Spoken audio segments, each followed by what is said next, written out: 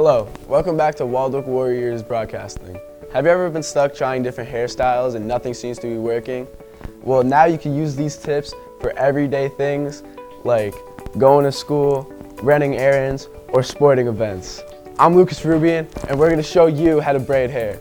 For the first braid, we're going to do Dutch. For the first step, you need to brush out the hair completely, create an even part down the middle, and separate the hair into two sections.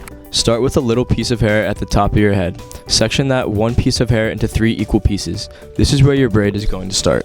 Hold the right strand in your right hand and the other 2 strands in your left hand tightly. Braid the hair normally just one time. This will be the beginning of your braid to get it started.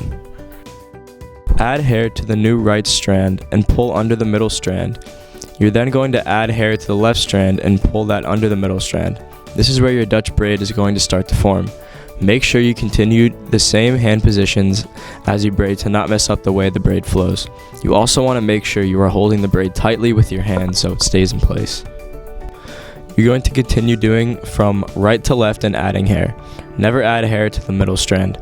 Make sure you are adding equal pieces of hair to each right strand and left strand. By adding equal pieces, it makes the braid look cleaner. When you have no more hair left to add to the strands, you can braid your hair normally until there is no more hair left to braid.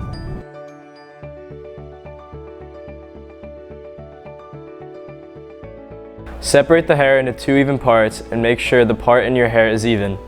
You have a right piece and a left piece. Brush out until smooth. Take a thin strand of hair from the left section, gather it from the outside, pull the strand up and across the left section, gather into the right side and pull tightly. You're going to switch between the left and right side. Keep alternating sides until you reach the end of your hair. Leave a little room to tie at the end. Now that you know how to properly do braids on hair, you can impress your friends wherever you go with them.